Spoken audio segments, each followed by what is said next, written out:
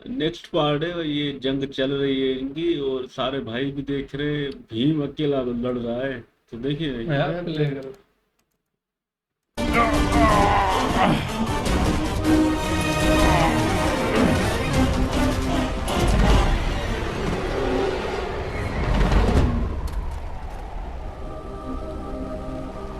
उठिए भ्राता भीम, उठिए।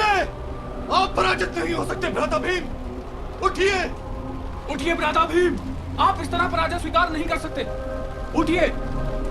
उठो भीम, उठो। कहाँ है तुम्हारी शक्ति? उठो, स्थिर क्यों पड़े हुए हो?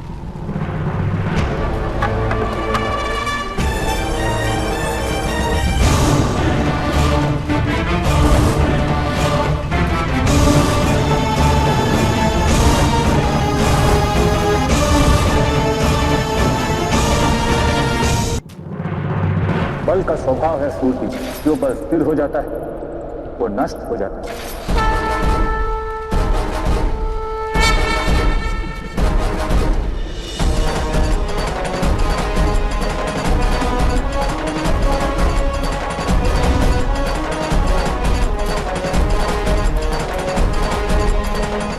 भाग क्यों रहे हो भीम?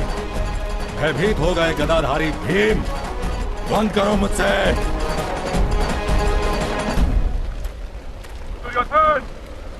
तुम्हारी मृत्यु का उत्ताप मुझे एक स्थान पर स्थिर नहीं रहने देता।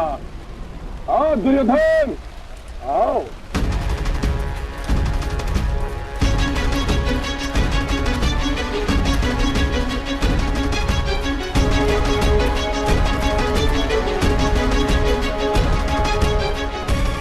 आओ दुर्योधन, आओ दुर्योधन,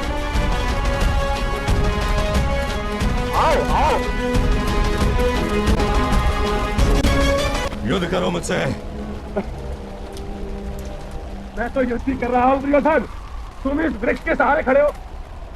यदि कुछ देर और खड़े रहे तो लोग तुम्हें तपस्वी मान लेंगे।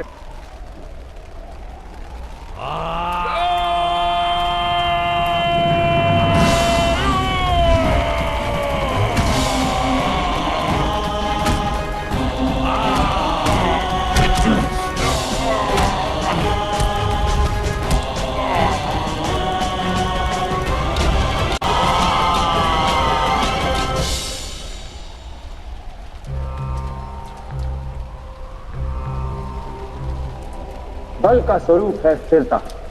जब शरीर चंचल हो तो मन का स्थिर होना अनिवार्य, अन्यथा सारा बल बिखर जाता है।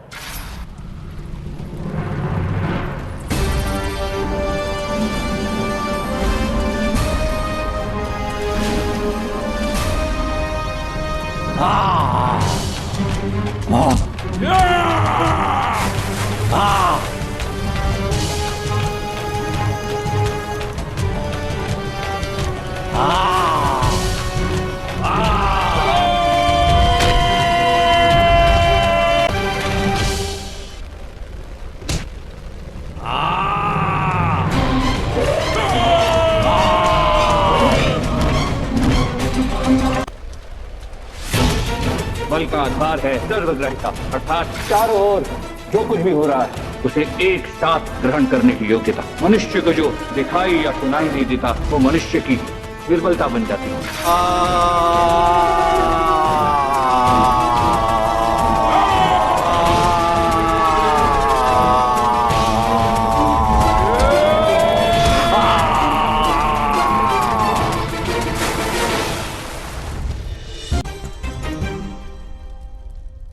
यदि मुझसे सहायता मांगने आई हो द्रौपदी, तो लौट जाओ, क्योंकि किसी की सहायता से जीता हुआ युद्ध धर्म युद्ध नहीं हो सकता। आपको धृतराष्ट्र पुत्रों से इतना प्रेम क्यों है महामहिम? क्योंकि जिस युद्ध सभा के कारण यह महायुद्ध हो रहा है उसमें दोनों पक्षों की ओर से अधर्म हुआ था, तो फिर दंड का पात्र केवल दुर्योधन ही क्यों? पांडु पुत्रों के लिए विशेष पक्षपात क्यों किया जाए?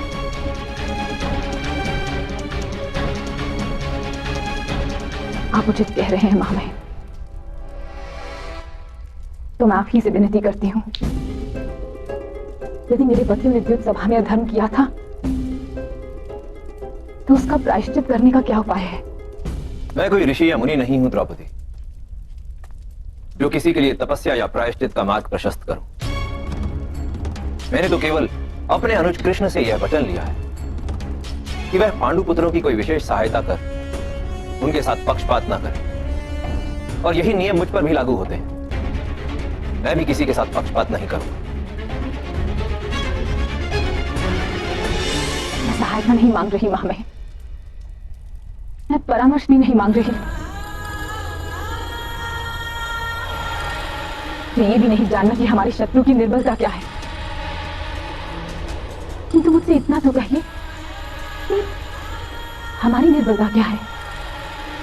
क्यों इतनी विजयों के पश्चात भी अनायास ही हम पराजय की ओर बढ़ने लगे हैं?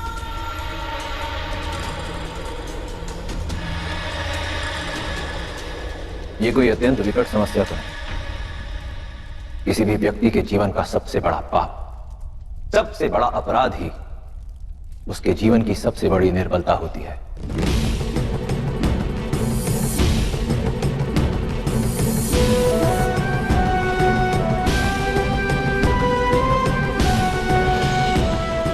धन्यवाद महामहिम, हमें विजय का मार्ग दिखाने के लिए धन्यवाद। सही बात है।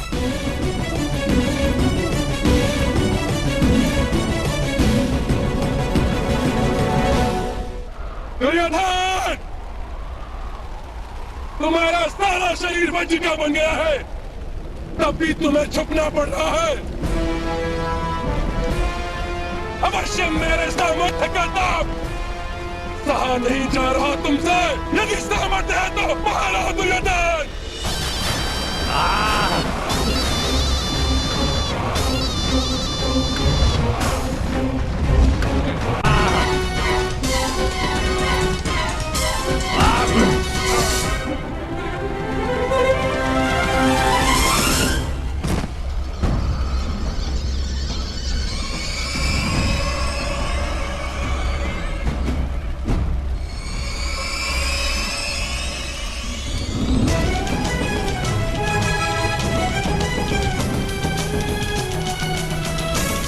आओ आओ कुलनाशिनी द्रौपदी, अपने पति की मृत्यु मेरे हाथों होते देखो।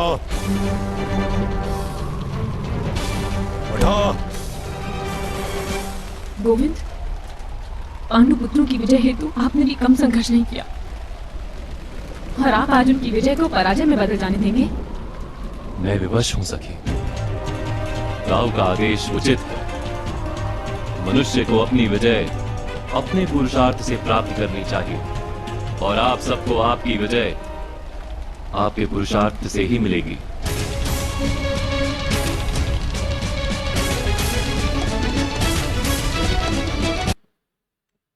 सही बात है ना, थोड़ी खुद भी मेहनत करो, तब तक कृष्णा जी के सहारे चले हुए भाई। थोड़ा मेहनत करो, दिखाओ हमें भी ना सामर्थ्य है और सब भाइयों में। लेकिन अभी दुर्योधन की ताकत भी भाई कुछ कम नहीं है, मजा आ रहा है। और भीम भी लड़ रहा है बेचारा।